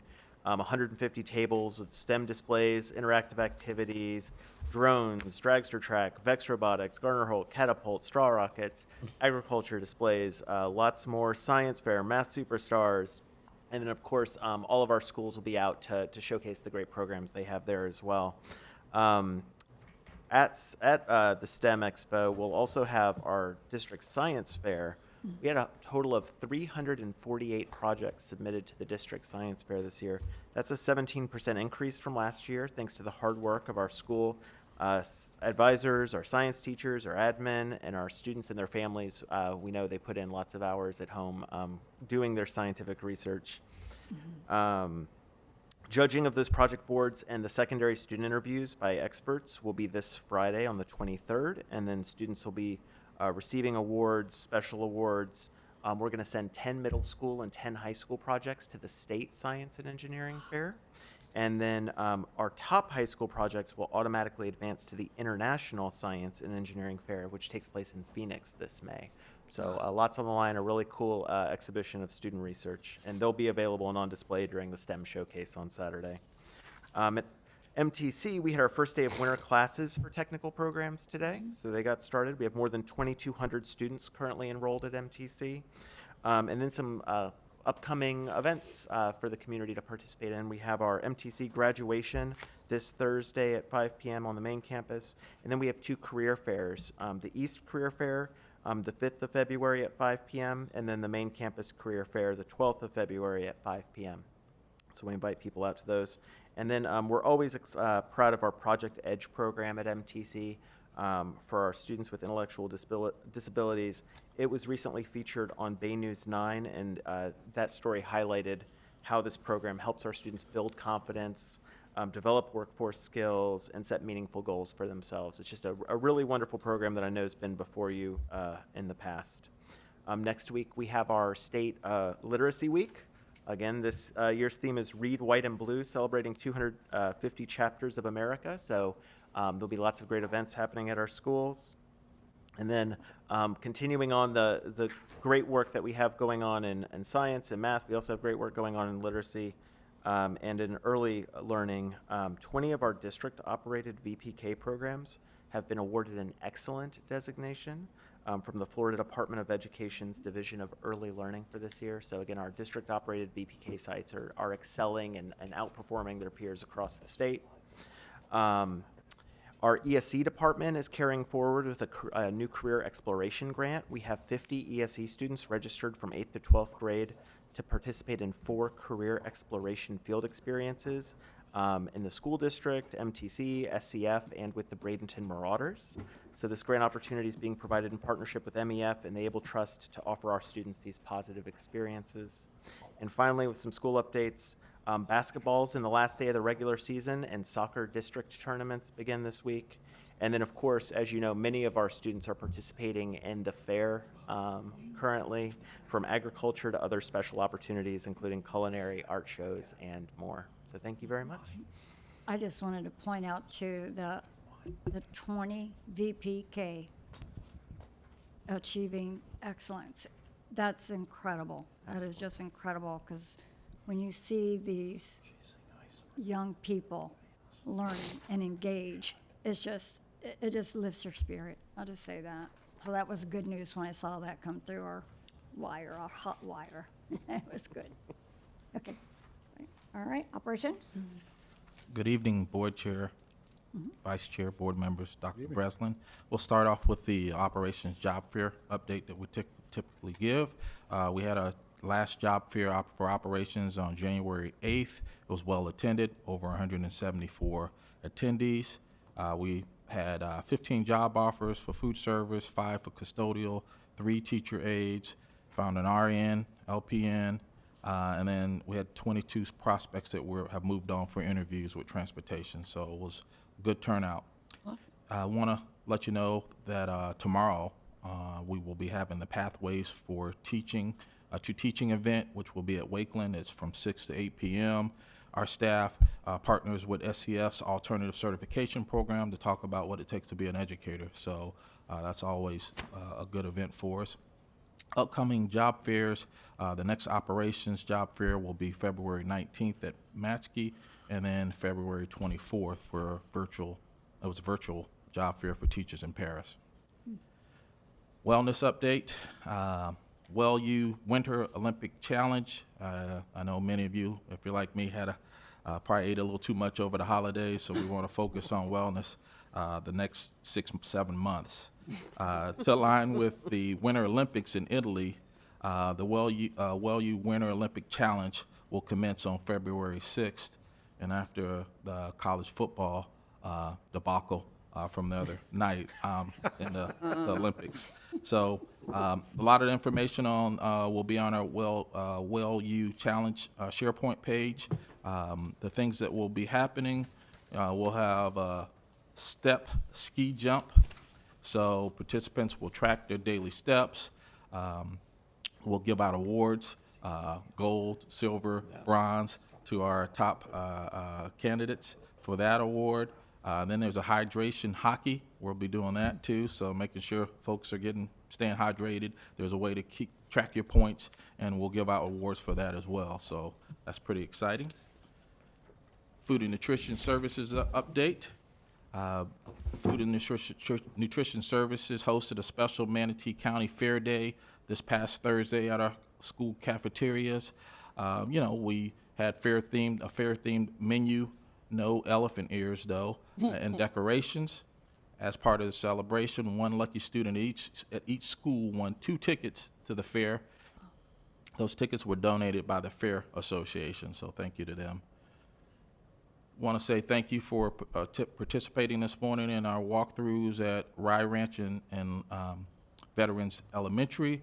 Those schools are progressing really well, as you can see. Very neat foundation set. We're really excited. We got 2 great principals that you heard from today, so we're excited about that. And then I look forward to seeing you at AAA High School tomorrow morning. Hopefully, it won't be as cool as it was this past morning. Thank you. Brutal. Okay, thank you so much. Any questions from anyone? No? Okay. Legal? I have no report. We continue to monitor legal developments and act in the district's interest. Well, we appreciate that. Thank you so much. Okay. And now to superintendent comments. Thank you, Madam Chair and board members. Well, good evening, everyone. It has been a very active and productive month, reflecting our shared commitment to students and families. I had the opportunity to visit the Manatee County Fair and see firsthand the incredible talents and contributions of our students. It's a powerful reminder of how much there is to be proud of across our schools, and none of it would be possible without our dedicated staff who assist our students in all of their success. From an operational standpoint, our leadership teams continue important work around student allocations and early learning programs. Mr. Jensen mentioned our early learning programs. I'm pleased to share that we are planning to expand learning early opportunities by next school year, adding 8 additional VPK classrooms, whether they're VPK, IPK, EPK. We'll have 8 additional classrooms in our district. Community and student support remains central to our work. Last week, district leaders met with Guardian Angels, a local community agency, to strengthen our support for foster students, including a plan for a district-led foster care think tank to really align resources for students. We continue our collaboration with the Manatee Chamber of Commerce and the EDC for workforce and economic development partnerships, reinforcing connection between education and opportunity. And I was also thrilled to be a part of the chamber lunch last week, where we were able to hear from the mayors of Palmetto, Bradenton, Longboat Key, and Anna Maria. I was also honored to attend the All-State Art Program in Tampa to support Braden River High School students, led by teacher Stephen Armstrong. This selection was a huge honor for Braden River, but also for our district. It was the first time our district had been honored to ask to be a school to perform at the President's Conference, and it really shows off the excellence of our fine arts programs. I also want to thank Rachel Sellers and her team. We had many different types of audits come in recently, all with really good, strong reports showing the work of our district and the work of the Citizens Financial Audit Committee led by Mr. James Daniel. Board members, many activities this week. I'll be speaking tomorrow night to a group of aspiring educators on how they can become teachers. I'll be speaking at the Tiger Bay lunch on Thursday at MTC graduation. I'm also working with the communications team and recording a book that will go out for elementary schools to help celebrate Literacy Week in all of our elementary schools. And finally, we continue to focus on advancing all our initiatives related to student learning. As Mr. Clark mentioned, we visited Rye Ranch Elementary and Veterans Elementary this morning under the great leadership of both principals, Mrs. Campbell and Dr. Lundy. We're going to celebrate our STEM fair, Math Superstars, our school choice. In fact, I think we have a special invitation for some students with a video of school choice tonight. Do we have that queued up? If we do not, I will Oh, there it send is. it to Oh, here we you. go. Okay. This all God, this ain't no love. Yeah, I used to be stuck in that mud. Yeah, I was down, but now I'm Very That is so cute. Very cute. Thank you, Principal Keyser and the students at Ballard Elementary School and our communications team. We've been sending out videos and invitations to get everyone excited about our school choice fair. I'll be there representing the district in my role as superintendent, but I will also be there as a parent with my child as he gets to show off all he's doing in his school as a student in our school district. And so, board members, I really just want to thank you all for your continued partnership and support. We have a very tight focus on our students, and I'm so appreciative of that. Great things are happening in Manatee County. Thank you. Thank you. Okay, board comments. I have Felton, Kennedy, Choate, Tatum, and myself. Okay, so I got a list today. So Well, I did notice you had your cow earrings. I have my cow earrings on. Yes, I have been wearing these every time I've gone to the fairgrounds. So, oh yeah, you can see them on TV now. So yes, I have my cow earrings on. I bought them particularly for ag events for schools. So, and whenever I go out to Mayaca. So yeah, I got my cows, and I'm wearing them today because I'm going to talk to you about the fair. So yeah, we had our first ever media day collaboration between the schools in our district and the fair over there going on right now in Palmetto. And I'm just going to say really quick that I'm a little bummed that we had a meeting tonight because they're doing drumline at the fair tonight, and I am missing it. So I'm a little sad about that, but I have heard a rumor that there will be drumline at the STEM thing this weekend, so I'm hoping to hear some of it there. Throw that out there. So yeah, we had a great turnout. We had somewhere in the realm of 150 people show up for our first ever media day. There were, and I'm going to give you the schools, Palmetto High School, Palmview K-8, Stewart Elementary, Braden River High School, Parrish Community High School, Dan Nolan Middle School, Rolette Middle, Johnson K-8, Canaan Elementary, and Bayshore High School all attended and brought teams from 4 kids to teams of somewhere around 20 kids. So a lot of kids there. They were working in teams. They interviewed various members of us who were there. So I got interviewed by 3 different schools. It was very sweet to have them ask me questions. They had some really phenomenal questions. They did an interview with the fair director and as a press conference style, and they had some really terrific questions. I was really impressed with their thought processes and how well they put these things together. Their interview skills, and of course, as a former journalist, I was very proud of all of them to see their work. They will be submitting their videos to the fair for judging, and then once we get those, I will be sure to make sure that Ms. Carson gets them so that she can put them out to the public as well, so we can see those and share them with the community. I also really need to thank Mr. Chapman and Brian Collins, who's coordinator at Print Services, for creating all of the press passes for all of our students and the adults they brought with them. Somewhere in the realm of 150 of them. We gave out almost every single one. And so they loved walking around the fair with they had the district lanyards, the blue ones, and walking around, and they had their press passes on with their names and their schools on them, and with their video cameras, and it was really just a really amazing turnout for the very first one. So we also learned a lot of things and how we coordinated the first one, and we'll fix it next year. But it was great, and just to have so many turn out for the first event, it was really wonderful. So that was awesome. I really loved that. And of course, hanging out at the fairgrounds, seeing our kids, our ag kids working.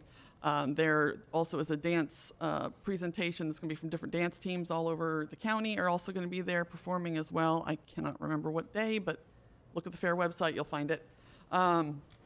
In addition, this Saturday, there is a Livestock Youth Awards at the fairgrounds at 7:30.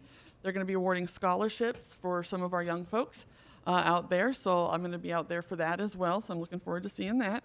I think that's going to be a warm day, and then it'll go back to being cold days again because it's Fair Week. So a couple other things that I've been up to beyond the fair. is that, let's see, we had the Valor Commons groundbreaking that Vice Chair Tatum and I were both in attendance at, as well as several district staff members. As we went to Veterans Elementary today, we're looking forward to when that comes to fruition, being able to coordinate programs with our students and to be able to get our Veterans L kids over there to be able to do some walking field trips and learn some really great things about our American military. That was really very touching to be able to be a part of that and to be there for that. I also was able to attend the Florida Music Educator Association's performance with our high school choir up there. They were just amazing. I think I started to cry on several occasions. It was just a beautiful performance. I'm so incredibly proud of them. Let's see, what else was I going to inform you of? We had the law enforcement graduation. I've so far not missed any of those, and of everybody, there was a lot of us there that night. It's really great to see that.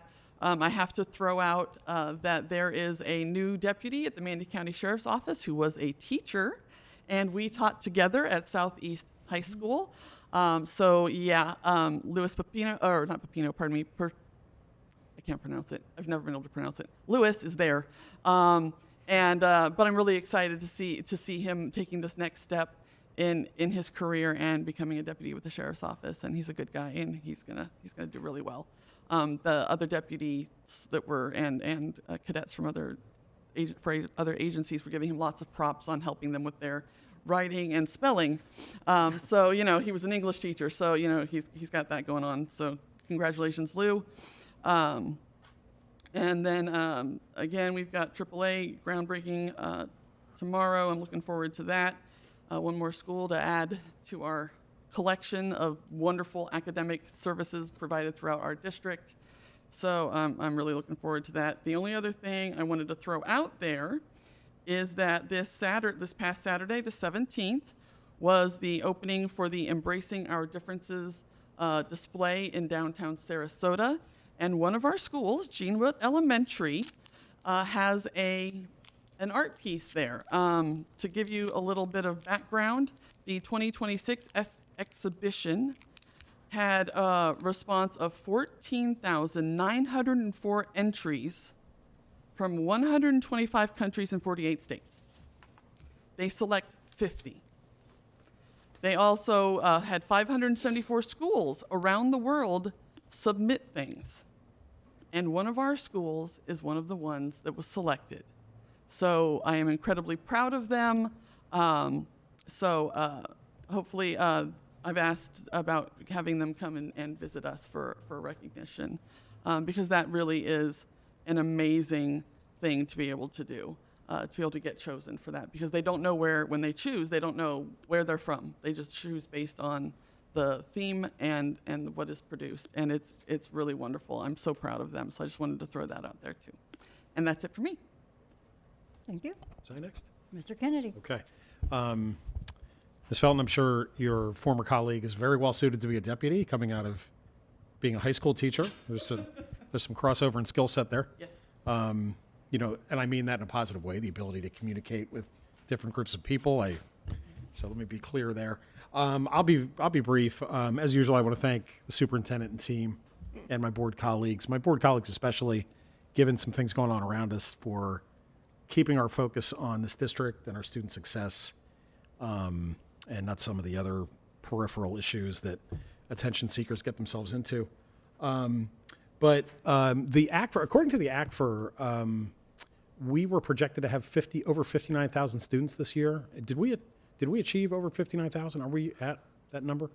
So if we looked district-wide, I would say we land about 58,000, including charters and... Yeah, everybody included. Yeah. Okay, so still pretty close, which is, my point still remains, that the young man from Bayshore High, the battalion leader, if I'm using the right terminology, he mentioned that it really took a couple days before the, that realization, like, oh my gosh, I'm a state champion. It took a couple days for that to sink in. I thought that was just such an honest and just heartfelt comment. but it got me thinking, like, of a district of 59,000 students, very, very few are going to be a state champion in anything. And so, Chair Spray, that's actually what I wanted to say, but we were lining up for the picture, so I didn't want to interrupt the moment. But I just hope that team, and really anybody in this district, any student athlete or mathlete or academic state champion, whatever the case may be, really understands like how truly special they are, because that is a very small percentage of students that can achieve that recognition or that accomplishment. So that said, as Superintendent Breslin said, we got a lot coming just the rest of this week, let alone the rest of the school year, and I'm looking forward to seeing everybody at quite a few events this week.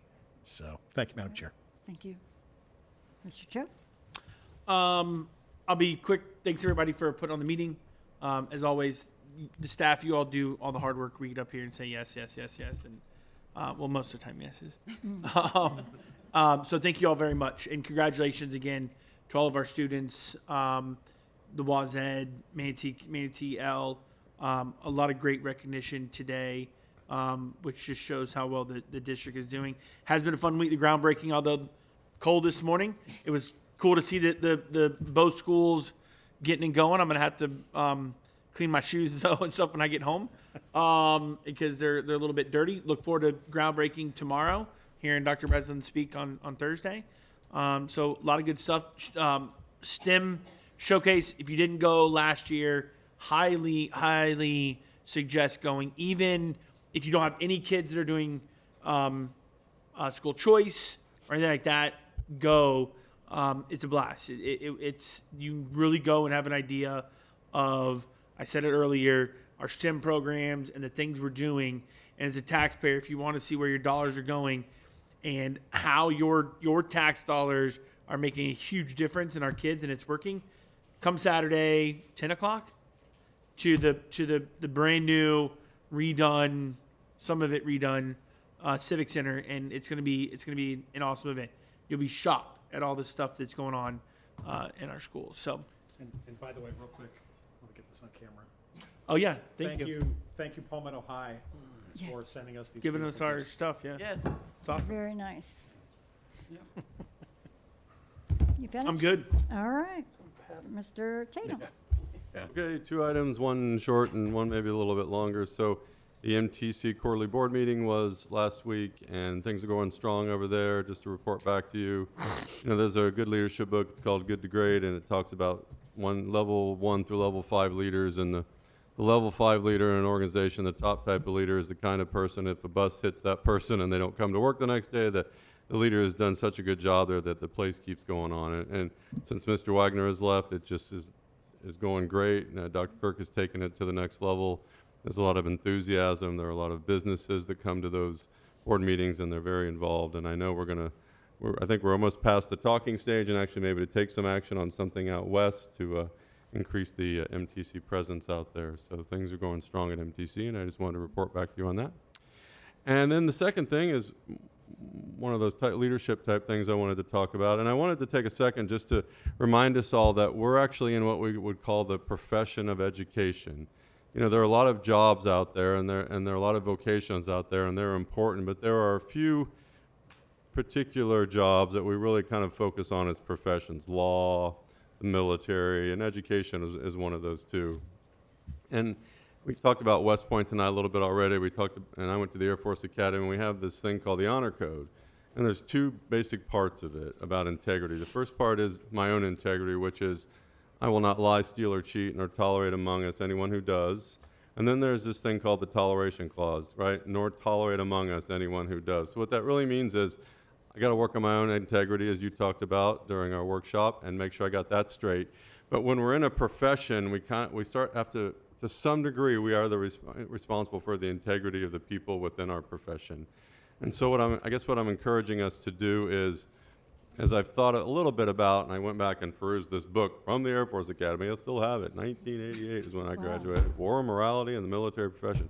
But it reminded me in there that we have this responsibility in the profession to police each other. And then the question comes, well, how do we do that without becoming, the church lady or something like that, right? We don't want to be, we're not the morality police, but on the other hand, when you see these big stories like the Kiss Cam or the coach of the Michigan State football team or the University of Michigan football team that got fired here recently, and and you look at that and you start reading the story, somebody kind of knows, either they know exactly what's going on or they have hints that they know what's going on, and for whatever reason they don't speak up.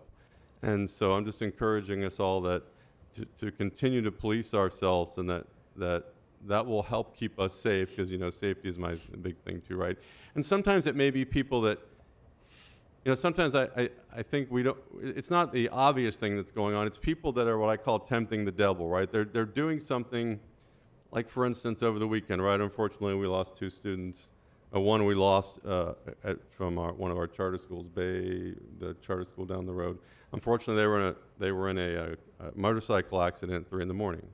So one of them unfortunately passed away, and the other one is in serious condition in the hospital. And when you tempt the devil, you just keep tempting him, and those guys were riding a motorcycle at a high rate of speed at night, and I'm sure that was something they'd done, and they thought it was fun. But the point is that, we may see people who are doing something ourselves, and we say, I look at that and I go, hey, Bob, that's just not a good idea. I don't think you're doing anything wrong now, but if you keep going down that road, the waterfall is ahead of you, right? And you're heading towards it.